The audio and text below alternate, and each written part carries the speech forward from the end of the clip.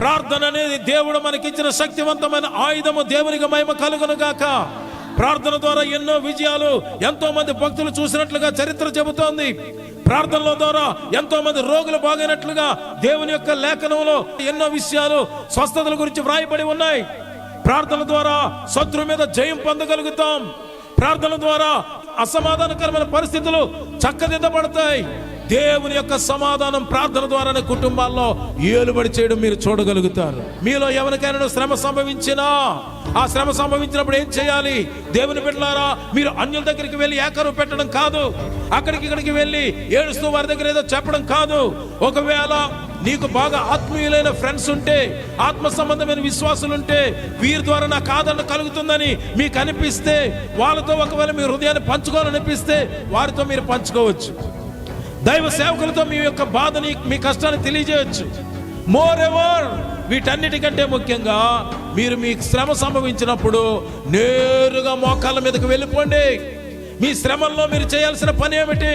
Bible ఏమని చెప్పింది? ఇది మనం చెయ్యకుండా, అయ్యా నా శ్రమల నుండి నాకు దేవుడు విడుదల ఇవ్వడం లేదు, నువ్వు దేవుణ్ణి ఎందుకు నిందించడం, దేవుణ్ణి ఎందుకు నువ్వు అవమానపరచడం? దేవుడు ఎల్లప్పుడూ మంచివాడు. God is good all the time. దేవుడు ఎప్పుడు మంచివాడే, దేవుడు కరుణ కలిగిన వాడే. ఆయన మంచివాడు కాబట్టే, ఆయన కరుణ కలిగిన వాడు కాబట్టే, ఆయన ప్రేమ కలిగిన వాడు కాబట్టే నశించిపోతున్న మానవ జాతిని రక్షించడం కోసమై ఆయన కాలం పరిపూర్ణమైనప్పుడు ఆయన ఈ లోకానికి వచ్చి మానవ శరీరాకారముతో 2000 సంవత్సరాల క్రితం మనుషుల్లో మనుషునిగా జీవించి, మనలాగే ఆయన కాలి నడకన అనేకమైన ప్రాంతాలు పర్యటించి, అనేకమైన గ్రామాలు పర్యటించి, దేవుని రాజ్యం గురించిన సువార్తను ప్రకటించి, సాధారణమైన మనిషి వలె ఆయన ఈ లోకంలో జీవించలేదా? పరలోకంలో ఎంత మహిమ! ఆకాశముల గురించి మాట్లాడుకుంటే, అంతరిక్షముల గురించి మాట్లాడుకుంటే, చంద్రమండలం గురించి మాట్లాడుకుంటే, సూర్యుని గురించి మాట్లాడుకుంటే కళ్ళార్పకుండా చూస్తామే.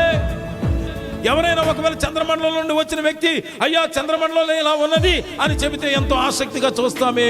ఆ సూర్యుడిని, చంద్రుని, నక్షత్రాలను, గ్రహాలను, ఈ విశ్వాన్ని సృష్టించినటువంటి దేవుడే, విశ్వ చక్రవర్తి అయిన దేవుడే, మహిమ కలిగిన స్థలములో నుండి కోట్ల మంది దేవదూతల ఆరాధన చేస్తున్న స్థలాన్ని వదిలిపెట్టి, because God loves the world అని బైబిల్ చెప్తా ఉంది.